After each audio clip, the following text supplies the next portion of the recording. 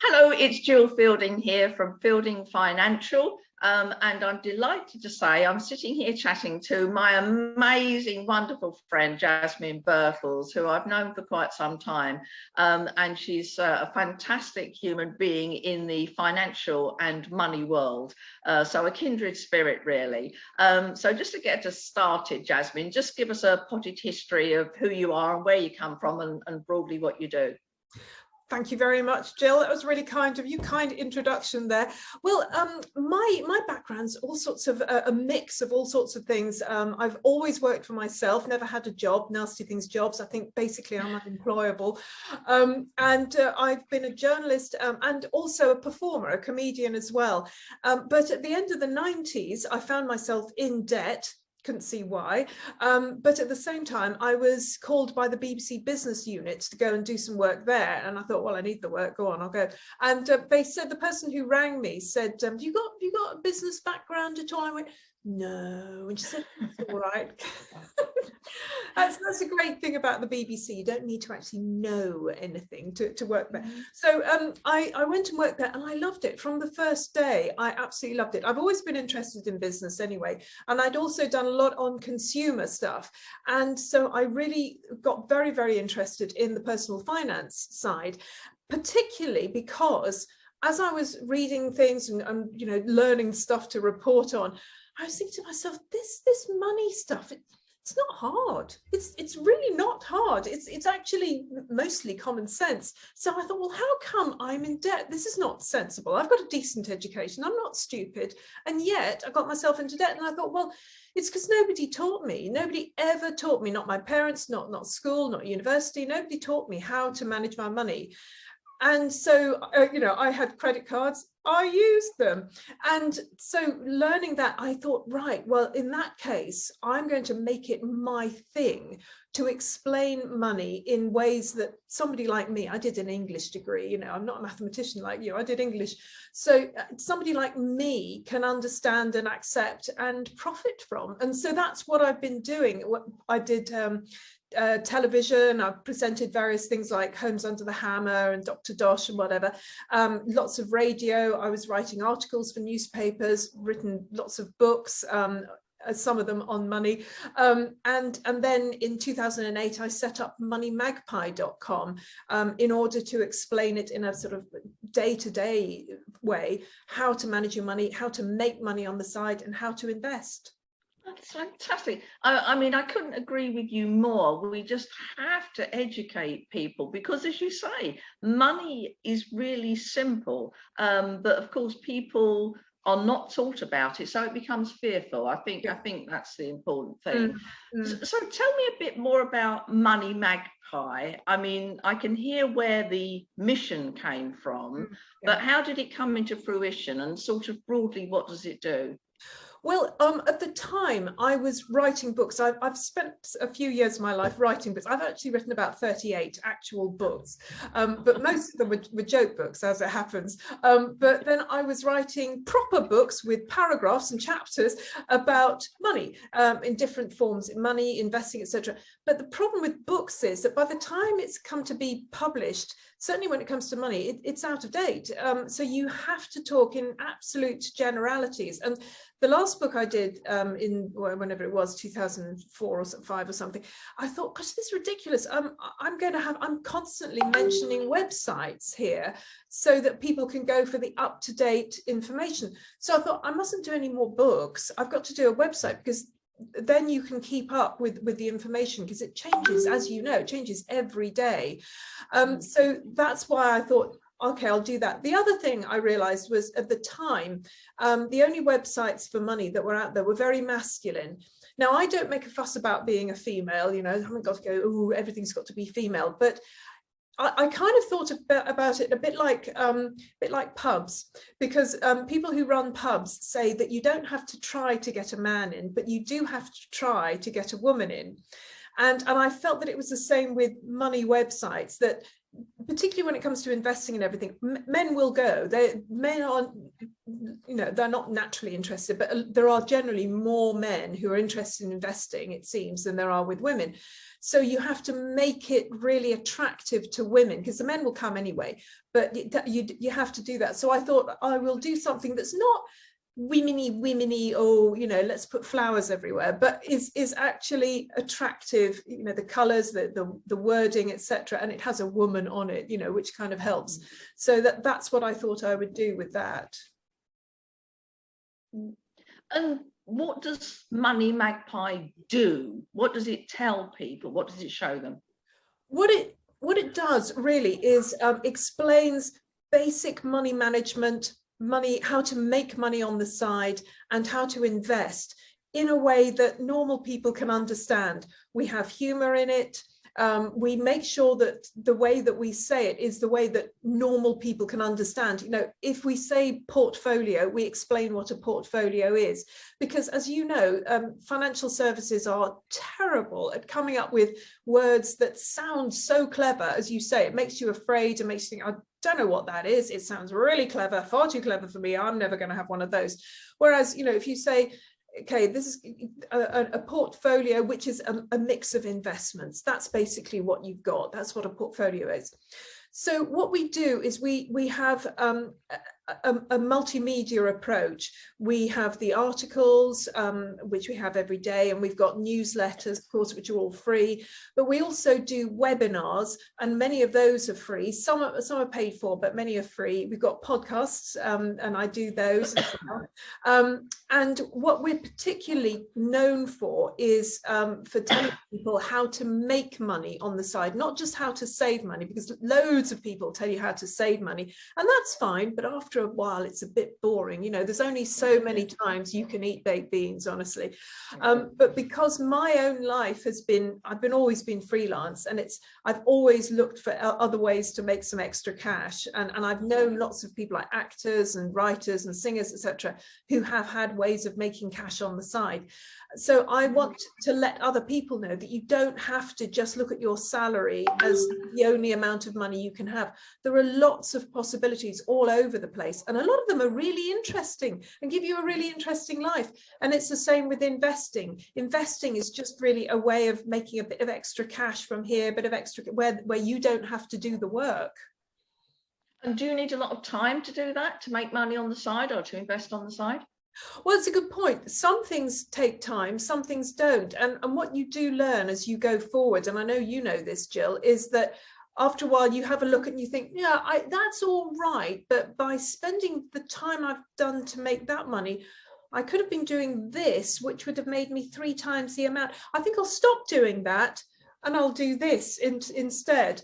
So that is something that you do learn. And I do find with my readers that they might start off with doing things like online surveys, and then they go, actually, it takes me a long time and it gave me a £5. So they, you know, is there something that, oh, focus groups. Oh, I could do a focus group for 2 hours and get £100. Right. Oh, well, I might do that.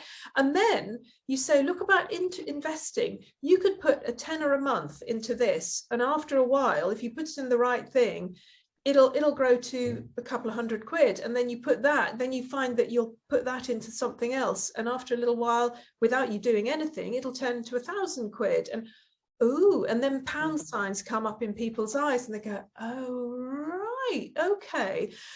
So I think it's a gradual thing that we all learn, that you know, you can put a lot of time and effort into that, but if you do something a bit less effort, you can make even more money over there. And what type of investments do you show people, or what's the sort of investment I could do on the side? Well, like you, I'm a big fan of investing regularly in the stock market. What I tend to tell people about at the start, once they've got their money sort of sorted, and the courses that I do one called How to Be Rich Without Really Trying, for example, where you get your money sorted and you set up a little savings account, you know, and then you get into the investment. And I generally start with stocks and shares. I explain about compound interest.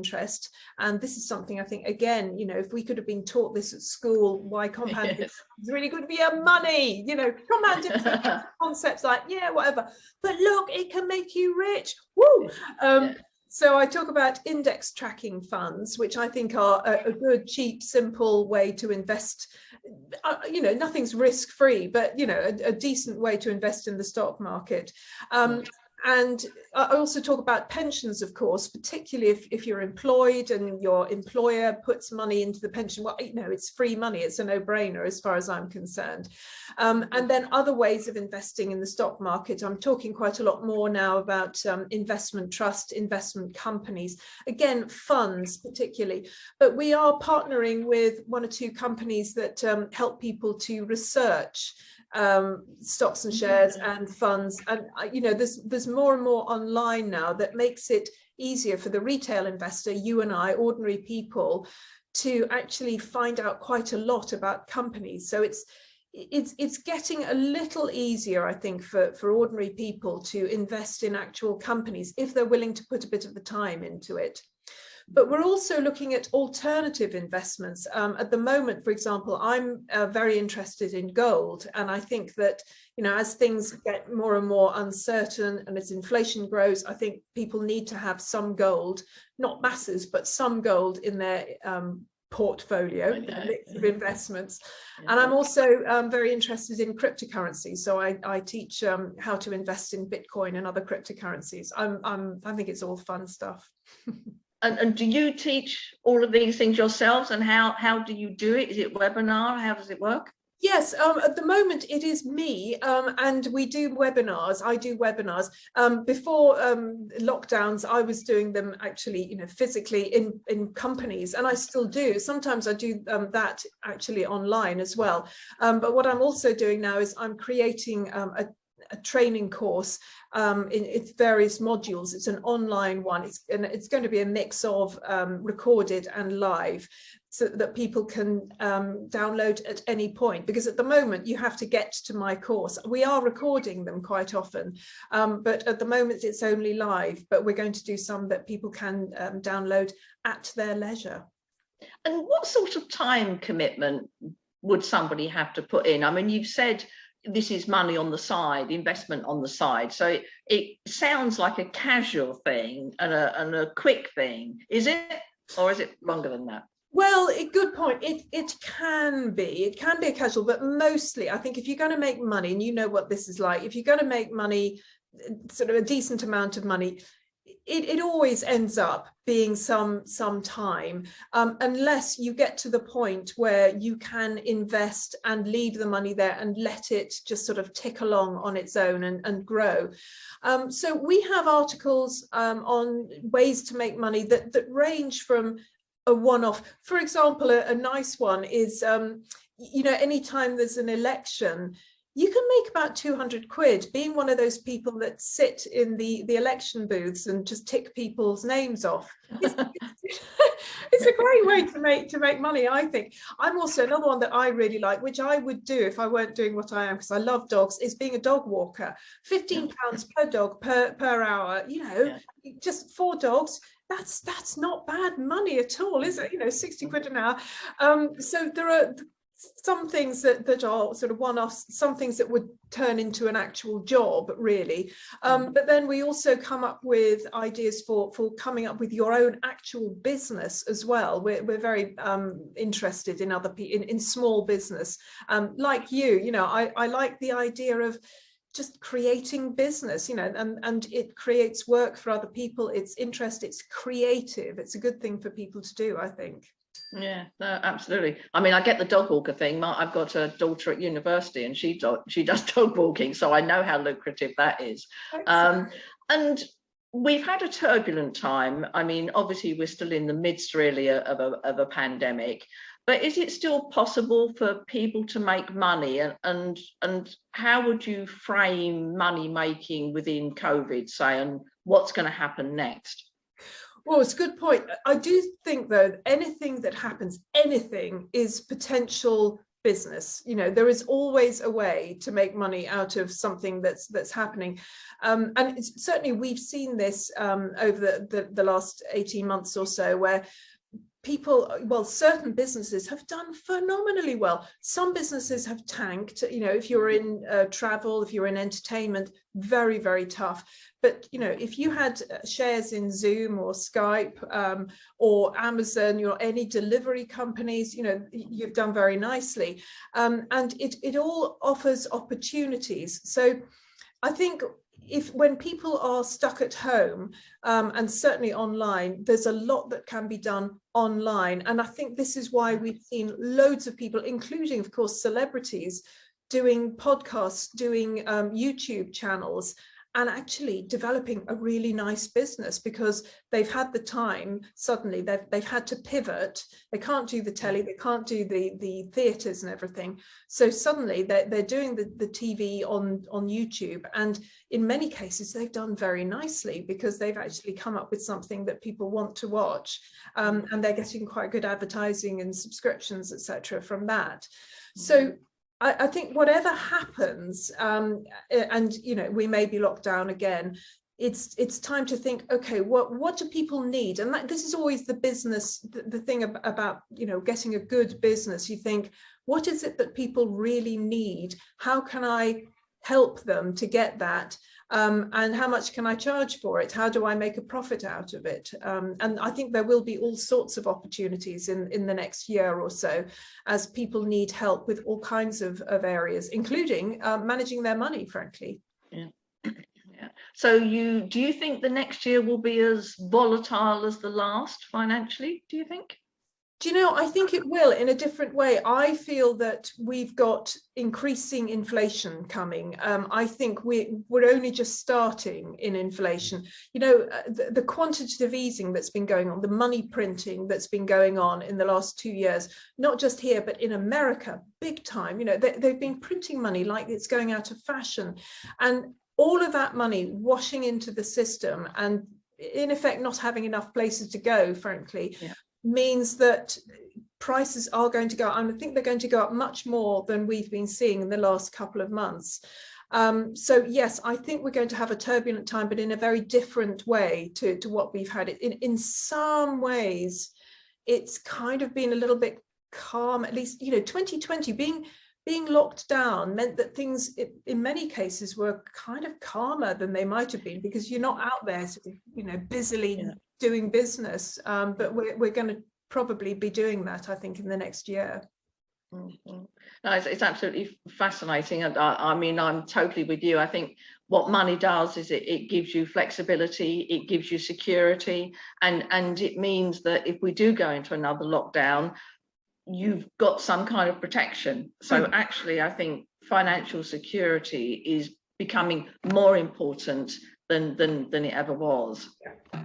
I agree, absolutely. And I'm hearing from sort of research that's being done that it's managing your money and pensions and the cost of living, rising cost of living, that are uppermost in people's thoughts at the moment. And yeah, you understand why. As you say, we've been through a really difficult time, and people are thinking, oh, you know, I don't want to have that worry again. I want to have some sort of a cushion. And hopefully you and I are going to help them do that.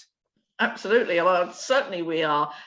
If people want to connect with you, Jasmine, if they want to look at what you do, how do they do it? Well, go to moneymagpie.com. You'll certainly see me there. Of course, I've got a website of my own, the Jasmine is Wonderful, please employ her website, which is called JasmineBirtles.com. And I'm on Twitter quite regularly at Jasmine. Amazingly, I managed to get Jasmine.